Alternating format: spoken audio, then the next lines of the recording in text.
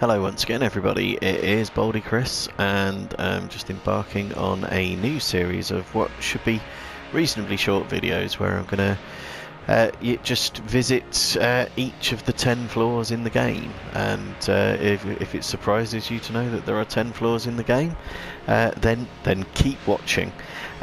What we might find out is that I'm going to have to stitch several different runs together to actually get to visit all of them. There are 5 regular floors, there are 5 secret floors. Getting to the secret floors is not necessarily guaranteed depending on how the run pans out, but I'm going to put it into rainbow mode, hence the nice big rainbow chest, and use the gunslinger character to try and make it as easy as possible for myself to actually visit all 10 of the floors, though as I say there may still be some lapses in continuity because there's still no guarantees of getting to each one.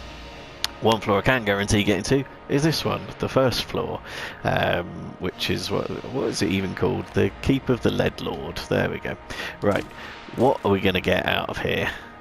I'll take... there's so many nice choices there. There's the clone, that's the clone, which you get for reinstating Ox with a replacement arm. Ox is the big guy in the shop in the breach, and clone's a very, very useful item. It will, if you die within a run, you'll get resurrected at the beginning with all the items and all the health that you've picked up as well, so it's a very, very powerful item, and one that certainly goes some way to reaching all 10 floors, not necessarily in the correct order. I like the Gunther.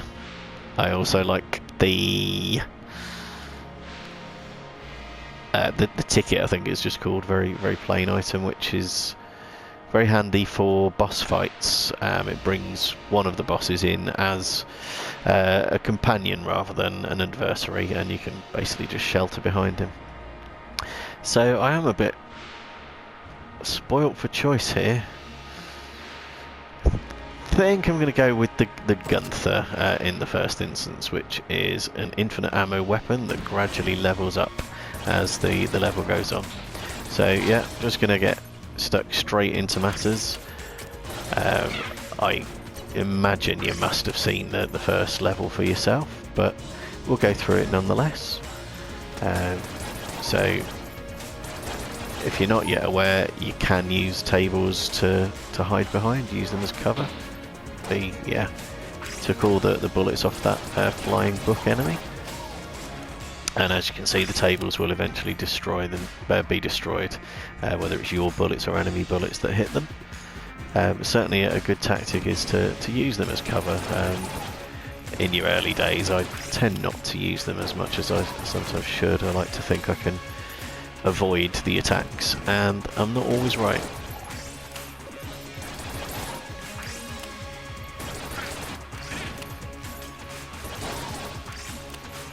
Okay, some rooms will have multiple waves of enemies like this one, and the bats, if you don't kill them, will fire off bullets when they self-terminate, I suppose is the expression for it, and those are homing, and there can be multiple versions of those, which is not ideal, absolutely not ideal.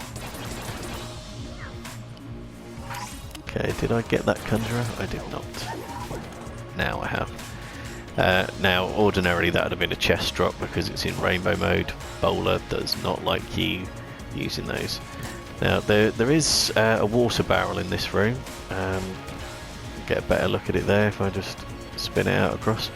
Ideally, try and leave those intact. The reasons for that will become clear later in the episode. This is the boss fight. It'll always be marked on the map, and there's a teleport system to come back to it. I would say it's always worth clearing out the floor before you visit the boss. I will come back to this room probably in the next video. There is nothing to be done in here at the minute. Well, I could do it now, but I'm not going to for the purposes of this particular video. Just going to get the floor cleared out. Now, the reason for doing that are multiple, really. You get cash for shell casings technically for killing enemies. So the more you kill, the more cash you're going to build up, leaving you more able to buy items in the shops. Not that this mode is a great mode for showcasing the shops. There we are, walking around the bullets rather than using the flipped tables to avoid them there. There's also a trophy in the game for flipping tables, so really do knock yourself out at first until you hit that, I think it's 500 total that you need. Now, this weapon has leveled up, so the shots are now bouncing off walls. It will level up further still.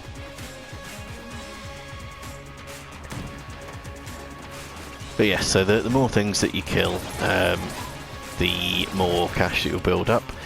You also will get room drops from time to time. When you clear a room, it will drop an item that will help you in some way. This gun is talking to me. It gradually gets slightly more complimentary as it goes on. Don't think we've had any room drops yet. What you also get are 2 chest rooms in each level, with the exception of one of the later floors, although not much point baffling you with that just yet.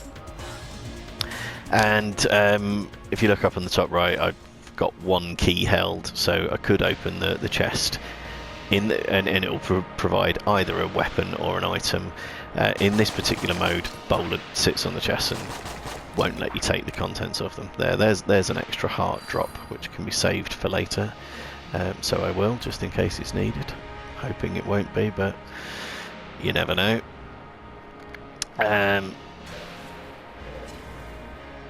And yeah, if at all possible, you'll be wanting to open the chests. I find a good practice is to not open them as you come to them. Reason for that being that you won't necessarily have enough keys for both of them. And you can get by with your starter weapon for quite a while, admittedly. Oh, actually, I am using the starter weapon rather than the Gunther here. That was by accident rather than the design. Here's the shop. The shopkeeper gets his own map icon as well. Let's just try and magnify that for you as much as possible. Yep. So he is selling a key, some armour, some health. The only one of those that I would particularly want at this moment is a key, but we may still get a key drop. He'd usually also have some weapons and items for sale on these shelves, not in rainbow mode. Then there's additional blanks for sale as well, and also a Guan stone which acts as protection. The surplus heart ends up in this little dispenser. No need for it just yet, so I'll carry on out of there.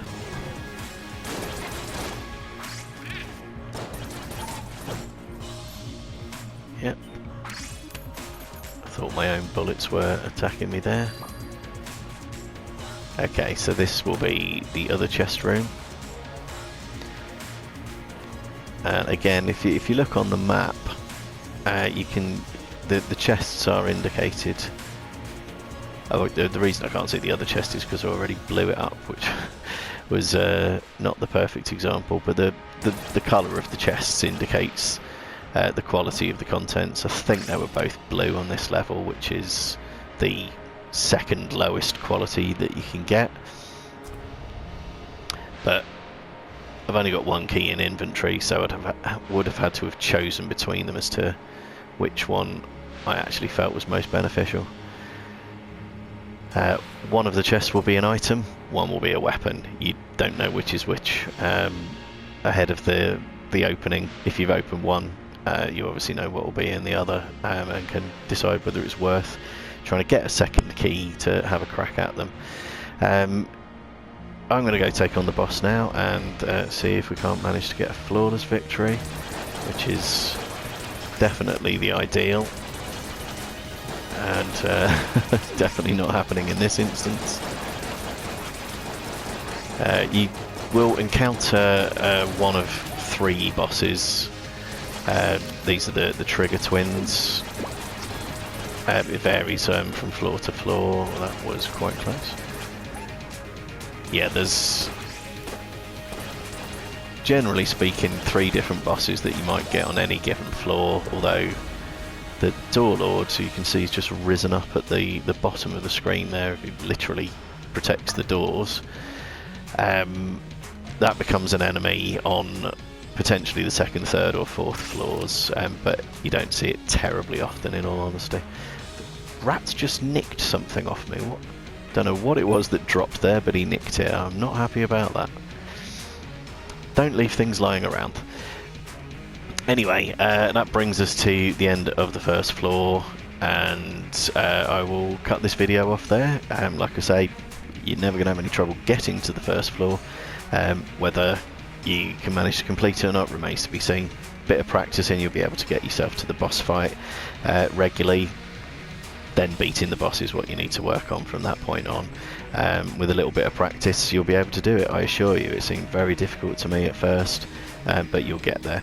So thanks for watching so far, and if you join us for the next video, that will be the first secret floor, which is the oubliette, so hope to see you there.